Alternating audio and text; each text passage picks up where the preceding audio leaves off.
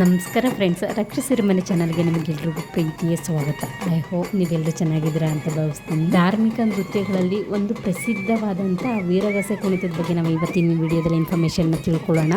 ವಿಡಿಯೋನ ಕಂಟಿನ್ಯೂ ಮಾಡೋಣ ಫ್ರೆಂಡ್ಸ್. ಅದಕ್ಕೂ ಮುಂಚೆ ನೀವಿನ್ನೂ ನನ್ನ ಚಾನಲ್ನ ಸಬ್ಸ್ಕ್ರೈಬ್ ಮಾಡದೆ ಏನಾದರೂ ನೋಡ್ತಾ ಇದ್ದರೆ ಪ್ಲೀಸ್ ಚಾನಲ್ನ ಸಬ್ಸ್ಕ್ರೈಬ್ ಮಾಡಿ ನೋಡಿ. ಇದರಿಂದಾಗಿ ನನಗೆ ನಿಮ್ಮ ಮುಂದೆ ಹೊಸ ಹೊಸ ವೀಡಿಯೋಸ್ನ ತರಲಿಕ್ಕೆ ಎಂಕರೇಜ್ ಮಾಡ್ದಂಗಾಗುತ್ತೆ. ಹಾಗೆ ವಿಡಿಯೋ ಇಷ್ಟ ಆದರೆ ಲೈಕ್ ಮಾಡಿ, ಬಂದು ನಿಮ್ಮ ಫ್ಯಾಮಿಲಿ ಫ್ರೆಂಡ್ಸ್ಗೆ ಕೂಡ ಶೇರ್ ಮಾಡಿ ಫ್ರೆಂಡ್ಸ್. ಬನ್ನಿ, ತಡ ಮಾಡೋದು ಬೇಡ, ವಿಡಿಯೋನ ಕಂಟಿನ್ಯೂ ಮಾಡೋಣ.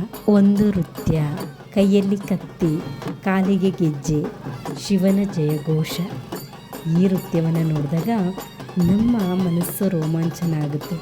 ಆದರೆ ಈ ವೀರಗಾಸೆ ನೃತ್ಯದ ಹಿಂದೆ ಅಡಗಿರುವ ಪುರಾಣ ಕಥೆ ಏನು ಅನ್ನೋದು ನಾವು ತಿಳ್ಕೊಳ್ಳೇಬೇಕು. ವೀರಭದ್ರ ಅಂದರೆ ಯಾರು, ಈ ನೃತ್ಯವನ್ನು ಯಾಕೆ ಮಾಡ್ತಾರೆ, ಎಲ್ಲವನ್ನು ಕೂಡ ಇವತ್ತು ನಾವು ತಿಳ್ಕೊಳ್ಳೋಣ. ವೀರಗಾಸೆ ಕರ್ನಾಟಕದ ಅತ್ಯಂತ ಪ್ರಸಿದ್ಧವಾದ ಜನಪದ ಹಾಗೂ ಧಾರ್ಮಿಕ ನೃತ್ಯಗಳಲ್ಲಿ ಒಂದಾಗಿದೆ.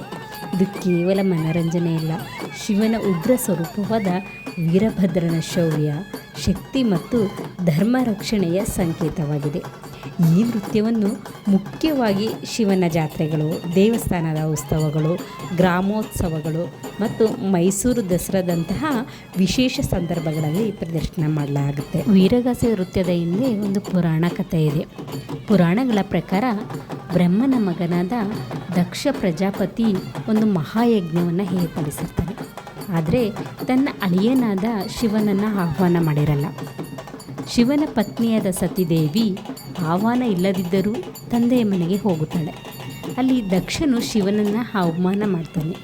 ತನ್ನ ಪತಿಯ ಅವಮಾನವನ್ನು ಸಹಿಸಲಾಗದೆ ಸತಿದೇವಿಯು ಯಜ್ಞಕುಂಡದಲ್ಲೇ ಆತ್ಮಾಹುತಿಯನ್ನು ಮಾಡಿಕೊಳ್ತಾಳೆ. ಈ ದುಃಖದ ಸುದ್ದಿಯನ್ನು ಕೇಳಿದ ಶಿವನಿಗೆ ತುಂಬ ಕೋಪ ಬರುತ್ತೆ. ತನ್ನ ಜಟೆಯನ್ನು ನೆಲಕ್ಕೆ ಬಡಿತಾನೆ ತುಂಬ ಕೋಪದಿಂದ. ಅದರಿಂದಾಗಿ ವೀರಭದ್ರ ಮತ್ತು ಭದ್ರಕಾಳಿ ಪ್ರತ್ಯಕ್ಷರಾಗ್ತಾರೆ.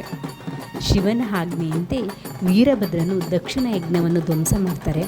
ನಂತರ ಶಿವನ ಕೋಪ ತಣ್ಣಗಾಗುತ್ತೆ. ಆಮೇಲೆ ದಕ್ಷನಿಗೆ ಮೇಕೆ ತಲೆಯನ್ನು ಜೋಡಿಸಿ ಮರಳಿ ಅವ್ರಿಗೆ ಜೀವನ ನೀಡ್ತಾರೆ. ಈ ಘಟನೆ ನಮಗೆ ಏನು ತಿಳಿಸುತ್ತೆ ಅಂದರೆ ಕ್ಷಮೆ, ನ್ಯಾಯ ಮತ್ತು ಧರ್ಮದ ಮಹತ್ವವನ್ನು ಸಾರುತ್ತೆ. ಇದಿಷ್ಟು ವೀರಗಾಸೆ ನೃತ್ಯದ ಹಿಂದಿರುವ ಪುರಾಣ ಕಥೆ. ಇನ್ನು ಈ ಕಥೆಯನ್ನು ನೃತ್ಯವಾಗಿ ಹೇಗೆ ಪ್ರದರ್ಶಿಸುತ್ತಾರೆ ಅಂತ ನೋಡೋದಾದರೆ, ವೀರಗಾಸೆ ಕುಣಿತದಲ್ಲಿ ಕಲಾವಿದರು ವೀರಭದ್ರನ ವೇಷವನ್ನು ಧರಿಸಿಕೊಂಡು ಕತ್ತಿ ಹಿಡಿದು ಗರ್ಜಿಸುವ ವಾದ್ಯಗಳ ನಡುವೆ ಶಕ್ತಿಯುತ ಹೆಜ್ಜೆಗಳನ್ನು ಹಾಕ್ತಾರೆ. ಪ್ರತಿಯೊಂದು ಹೆಜ್ಜೆಯು ವೀರಭದ್ರನ ಕೋಪ, ಧರ್ಮಕ್ಕಾಗಿ ನಡೆದ ಯುದ್ಧ ಮತ್ತು ಶಿವಭಕ್ತಿಯನ್ನು ಪ್ರತಿಬಿಂಬಿಸುತ್ತೆ. ವೀರಗಾಸೆ ಕಲಾವಿದರು ಧರಿಸುವ ವೇಷಕ್ಕೂ ವಿಶೇಷವಾದಂಥ ಅರ್ಥ ಇದೆ. ಕೆಂಪು ಅಥವಾ ಕೇಸರಿ ಬಣ್ಣದ ಉಡುಪು ಶೌರ್ಯ ಮತ್ತು ತ್ಯಾಗದ ಸಂಕೇತವಾಗಿದೆ. ಹಣೆಯ ಮೇಲೆ ವಿಭೂತಿ, ಶಿವನ ಶಿವಭಕ್ತಿ, ರುದ್ರಾಕ್ಷ ಮಾಲೆ ಆಧ್ಯಾತ್ಮಿಕತೆ, ಕಾಲಿಗೆ ಗೆಜ್ಜೆ ನೃತ್ಯ ಅಂತ ಹೇಳ್ಬೋದು, ಕೈಯಲ್ಲಿ ಕತ್ತಿ ಧರ್ಮ ರಕ್ಷಣೆಯ ಸಂಕೇತವಾಗಿದೆ. ವೀರಗಾಸೆಯಲ್ಲಿ ಬಳಸುವಂಥ ಸಾಂಬಾಳ, ಡಿಮ್ಮು, ಕರಡಿ, ಚಾಮಳೆ, ತಾಳ ಮುಂತಾದ ವಾದ್ಯಗಳು ನೃತ್ಯಕ್ಕೆ ವಿಶಿಷ್ಟವಾದ ಶಕ್ತಿಯನ್ನು ನೀಡುತ್ತವೆ. ಈ ವಾದ್ಯಗಳ ಧ್ವನಿಯೊಂದಿಗೆ ವೀರಗಾಸೆಯನ್ನು ನೋಡ್ತಾ ಇದ್ದರೆ ಪ್ರೇಕ್ಷಕರ ಮನದಲ್ಲಿ ಭಕ್ತಿ ಮತ್ತು ಉತ್ಸಾಹ ಎರಡೂ ಕೂಡ ಮೂಡುತ್ತೆ. ವಿಶ್ವಪ್ರಸಿದ್ಧ ಮೈಸೂರು ದಸರಾ ಮೆರವಣಿಗೆಯಲ್ಲಿ ವೀರಗಾಸೆ ಪ್ರಮುಖವಾದ ಆಕರ್ಷಣೆಯಾಗಿರುತ್ತೆ. ರಾಜವಂಶದ ಕಾಲದಿಂದಲೂ ಕೂಡ ಈ ಕಲೆಗೆ ಗೌರವ ಸಿಕ್ಕಿದ್ದು ಇಂದಿಗೂ ಸಾವಿರಾರು ಜನರು ಈ ಪ್ರದರ್ಶನವನ್ನು ಕಣ್ತುಂಬಿಸ್ಕೊಳ್ತಾರೆ. ಇದಕ್ಕೆ ಸಂಬಂಧಿಸಿದಂತೆ ಒಂದು ಚಿಕ್ಕ ಪ್ರೇರಣಾದಾಯಕ ಕಥೆನ ನಾವು ನೋಡೋದಾದರೆ, ಕೆಲವು ಯುವಕರು ಒಬ್ಬ ವಯಸ್ಸಾದ ಕಲಾವಿದನನ್ನು ಕೇಳ್ತಾರಂತೆ, ನಿಮಗೆ ಇವಾಗ ವಯಸ್ಸು 70 ವರ್ಷ ಆಗಿದೆ, ಯಾಕೆ ನೀವಿನ್ನೂ ವೀರಗಾಸೆಯನ್ನು ಮಾಡ್ತಾ ಇದ್ದೀರಾ ಅಂತ.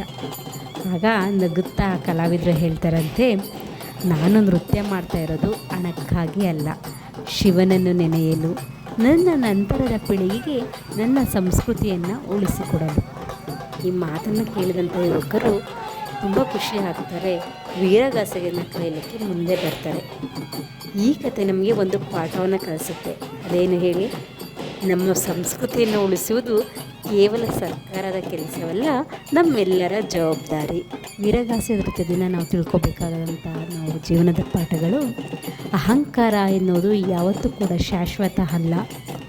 ಧರ್ಮದ ಮಾರ್ಗದಲ್ಲಿ ನಡೆಯುವವರನ್ನು ದೇವರು ಕಾಪಾಡುತ್ತಾರೆ ಎನ್ನುವುದು. ಭಕ್ತಿ ಮತ್ತು ಶೌರ್ಯ ಒಟ್ಟಿಗೆ ಸೇರಿದಾಗ ಸಮಾಜಕ್ಕೆ ಅದು ಒಳ್ಳೆಯ ಸಂದೇಶ.